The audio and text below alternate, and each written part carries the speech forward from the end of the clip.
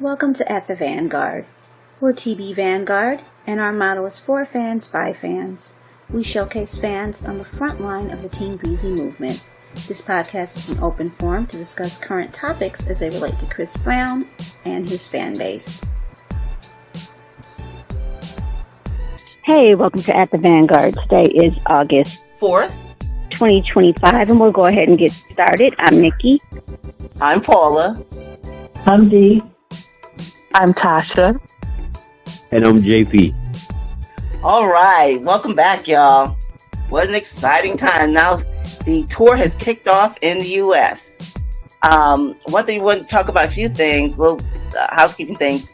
Our Team Breezy fam, Jaslyn Breezy, she's vision impaired and wants somebody in Philly to go to the show with her. Her Instagram is 𝙑𝙖𝙧𝙙 Breezy Official. If somebody in Philly would like to reach out to her and pal up with her to go to the concert, that would be wonderful for her. Yes, and also we just got noticed that Boy in Detention, one of our favorite mixtapes, was released 14 years ago today. Like, wow. Yeah. 14 years. Ooh. 14 years. You know what, I was telling somebody the other day when people complained about how short it was. Remember, it was a really good mixtape, but it was short. And this one girl said, y'all always complain. I hope Chris does nothing but release a whole album with nothing but Ply songs. I cracked up. Oh, that's funny. And actually, I kind of like Plies, but I know exactly what she meant, though. I know exactly what she meant. Because, like, y'all shut up. And somebody else was saying yesterday on Twitter, that, somebody, he really needs to just take a break and starve them out, because they're feel so entitled. They're so greedy. Like, starve them a little bit, make them wait at least every other year for an album. But he feeds them, and they're overfed and greedy. That's I just want to get that, because I can't remember who said that, but it was like, yeah, that's very true. Now, we had a new video released last Friday that was Holy Blindfold. Mm-hmm. I forgot to set it for homework, but I'm sure a lot of you've seen it. JP, what was your impression of it? So I liked the video. I was confused on how nobody really understood the song until they saw the video. And I was thinking, did y'all not hear the lyrics? That's the whole point of the song. It was Holy Blindfold, like, if I'm looking at you, mine. So I love the video. It's creative. It told a story that fit with the song. I was surprised he even dropped it, because It Depends been getting so much attention. So when he dropped it just randomly, I was shocked. But I was hoping he did a video for it, but I was shocked. But yeah, it was a good video. It told a story. So yeah, I love that always. So that's my opinion. Yeah, that's my favorite thing about it. Okay, Dee? Well, I love that kind of music from Chris, which is kind of popish. Mm-hmm. So I was really looking forward to see what the video was going to be about, and it exceeded my expectations. And I just like the interaction between him and the dancer, and she gave a little bit of, formal ballet moves instead of just, street dancing. But I thought it was a beautiful video, and definitely complimented the song. Okay, Tasha? Yep, same. I enjoyed the video. It was a fun video. I enjoyed, like, the dance moves. Felt like Chris was kind of tapping into his Michael a little bit. I was cracking up at the the loafer and the white socks and the pants flooding a little bit. Like, yeah, he tapping into Mike a little bit, but I enjoyed it. Like, I love that song. Love the dance moves. Good chemistry. Good video. I like how he's able to pull those off even though he's still on tour, and how he incorporated the stadium and stuff. That was cool. That was a great idea to use what he had. The little thing he already had. And I can't remember the dancer's name. It's one of his dancers that is in the video with him. I know it's the girl from Phil something.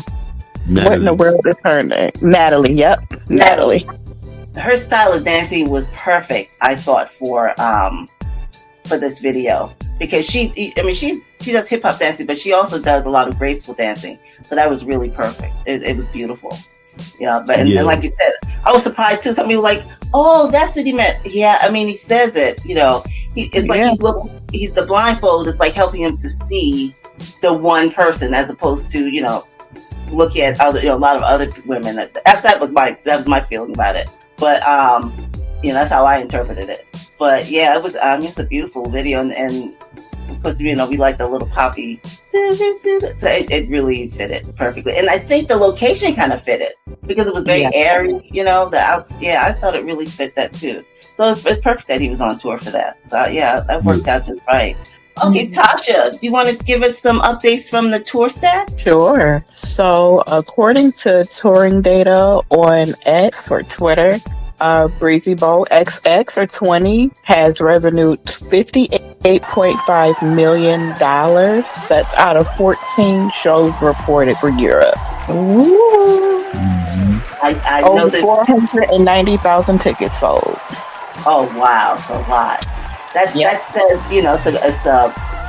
I think a tribute to how he remembers where he's from and who he is, and he doesn't gouge us with prices, and I think that because he sold a lot of tickets, but the prices are they're high, but they're not cheap tickets, but they're not outrageous, it's four figures or anything like that. So it's wonderful. It's great that he's done so well, and he's not starving for sure. A lot of money. Considering, stadium too, it's not a bad price. Well, also some of the stadiums in Europe are small. Some of them are much smaller than here. They're not real stadiums. They're like football fields. That's what they call it. Football fields for soccer. So that's why they're not quite as big, but still dynamic. Now, JP, our Florida resident, I don't know what happened to Tammy tonight, but you went to the Tampa show. I gotta go. Okay. Well, what's up? She's trying to go in tabula rasa, so she doesn't want to know anything or as little as possible. Okay. So tell us about your, when you got there and the venue and everything. What was happening? Okay, so I usually don't be on TikTok at all, but when the show was coming up, I was just trying to see what time should you get to the stadium, so I won't be waiting for a long time, because the Miami reviews had me worried. I'm like, we're gonna be here a long time, so let me get there early as possible. That didn't happen, and I'm kind of glad in the sense that we didn't get there early, as early as I wanted to. But we got in, we got there at like 5. It was like 5:40. We waited in the line about like 20-25 minutes. That's not bad. So, no, not bad at all. We got there, and then when we get to the seat, we walk up, and we're just like, hold on.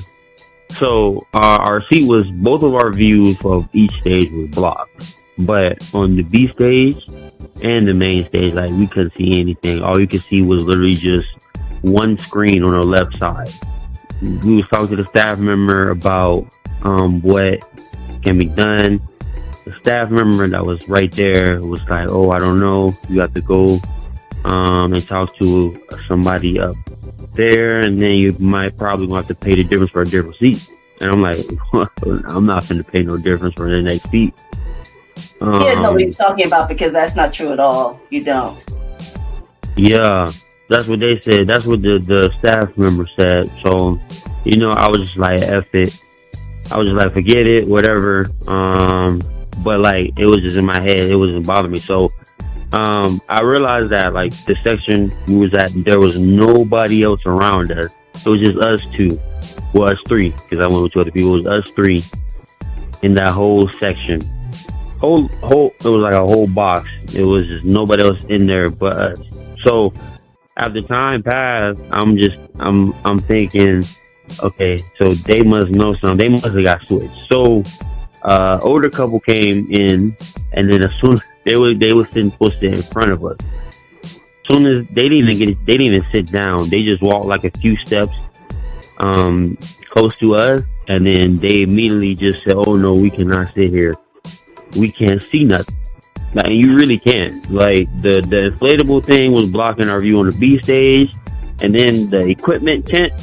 It was a big, huge tent that was blocking our view of the whole entire main stage. The sound stage, yeah. Yeah. So they went, talked to somebody, and then like a few minutes later, they came back and they said, "Hey, yo, Ticketmaster was supposed to update y'all seats, but they didn't. So you got to go talk to somebody to get it changed." Mind you, it's already hot, so I'm sweating. We're already sweating. So Florida heat is crazy. It was super hot out there. So for all the ones for y'all that's going, bring a fan with you. I'm telling you, you will sweat nonstop. Bring a fan, a rechargeable portable fan. So I talked to literally 6 people. Everybody pointed me somewhere else. And then finally somebody pointed me to a guest services desk, but it was the wrong one. I had to go talk to a guest services B desk. So I got there. Finally, we got our seats in. So that took a while. I missed all the Bryson set, and I only got like the last 3 songs of Somerset. But the view that we did, the seat that we did get changed, it was a great seat. It was a great seat. So he was still very visible. He was closer. If he came on that right X, he was like right there. So the show was amazing. He performed It Depends, which was awesome. Like we was so loud, like they kept mentioning to us how turned we were.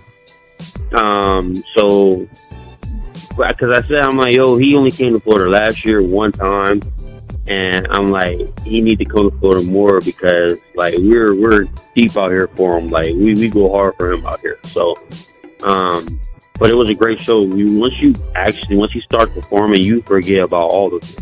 Like I was drenched in sweat because I was just walking, trying to figure out, get our seat changed, and you just forget all of that happened once he starts performing.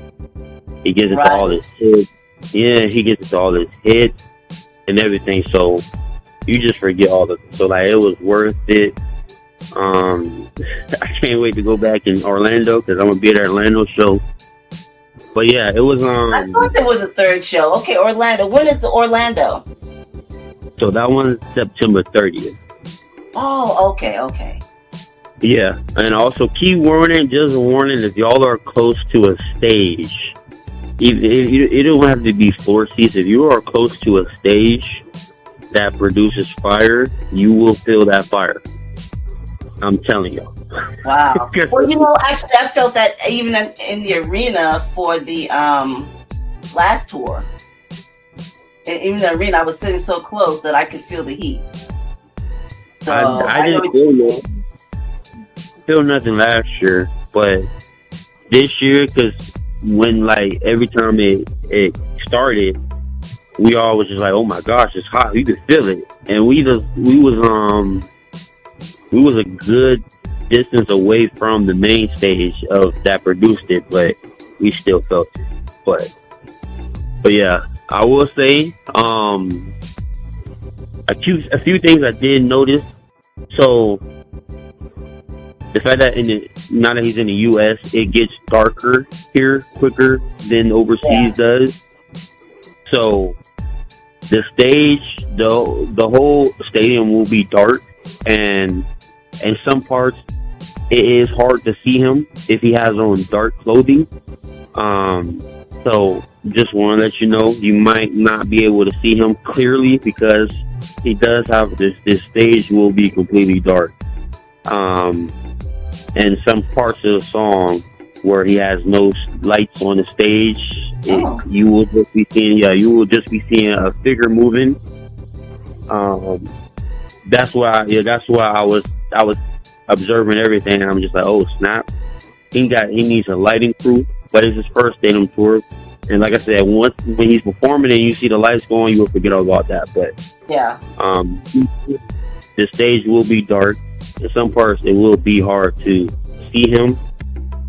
And I figured that's why he has the light up vest, I guess, to see him, so where you guys can see him clearly. Because without that, you couldn't see him when he's flying. You would just see a figure. You wouldn't see him really. Even though you know it's him, you couldn't really see him. But yeah, it's just little details. I was kind of hurt because we was all hurt because he came on early like he did in Miami show. So we're thinking we're gonna get a full show.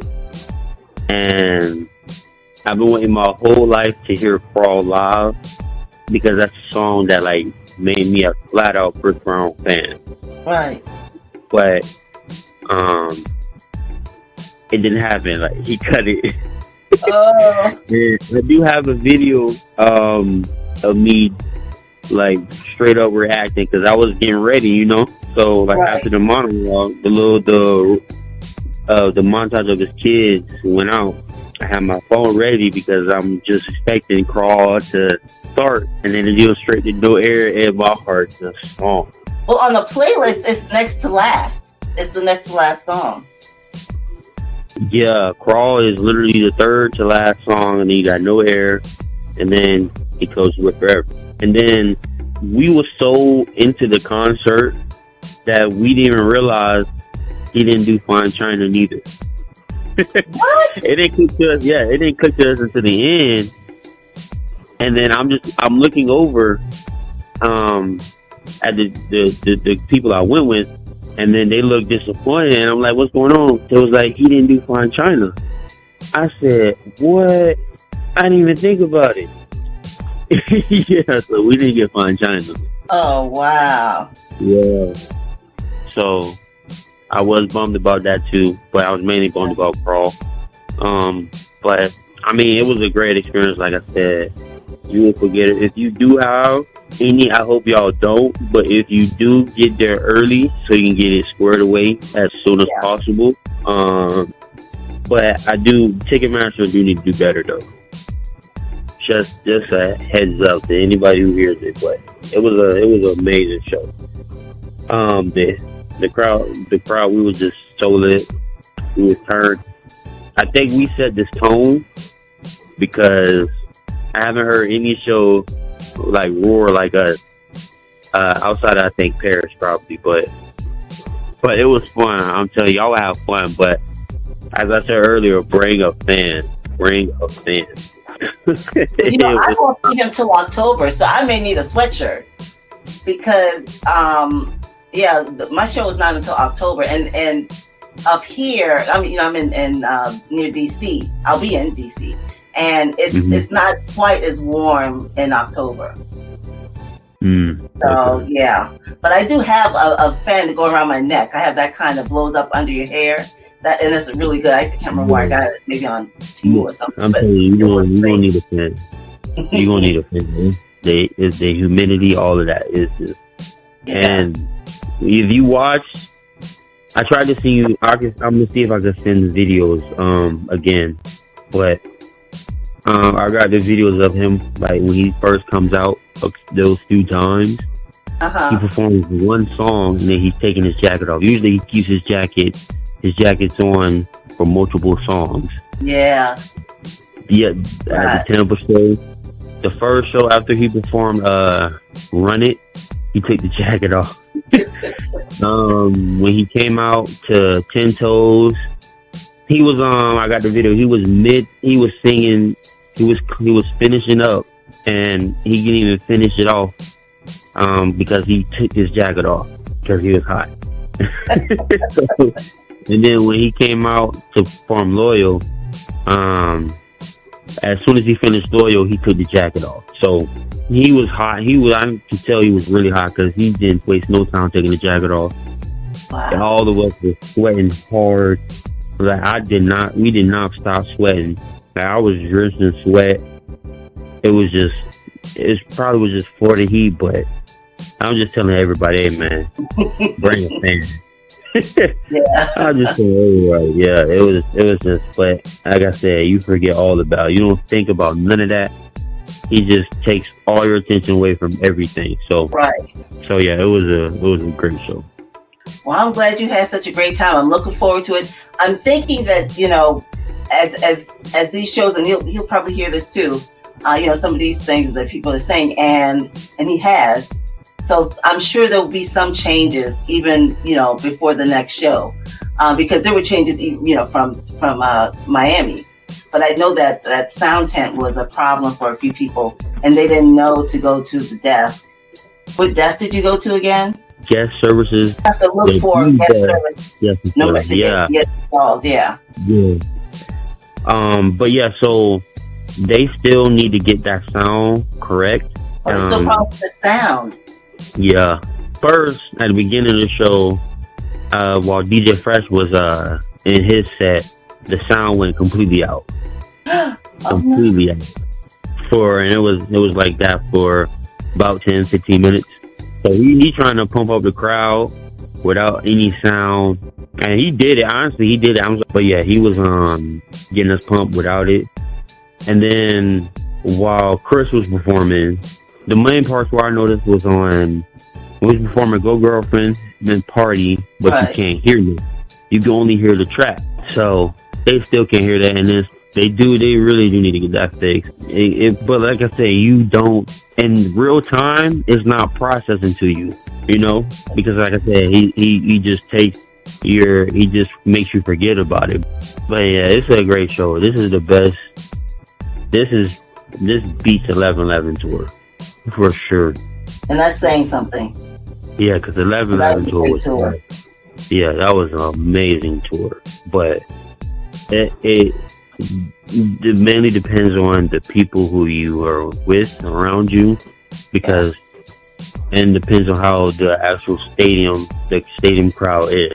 The people we was around was amazing. Like, they was turned. They knew a lot of the songs. There was a few people around me who didn't know a couple of songs, but for the most part, when he performed, like, his mainstream hits, they got loud. So it was amazing. It was amazing. Well, I appreciate you coming and let us know, because I was really looking forward to hearing about it, and yes, sounds great. Even with the kinks, and their kinks happen. So let's just hope they're as time goes on, they get them the kinks. Yeah. So. And it's only 2 shows into the U.S. tour, right? Yeah. It's only 2, and they've got 20 more shows, 24 more shows, 30 shows to go. Yeah.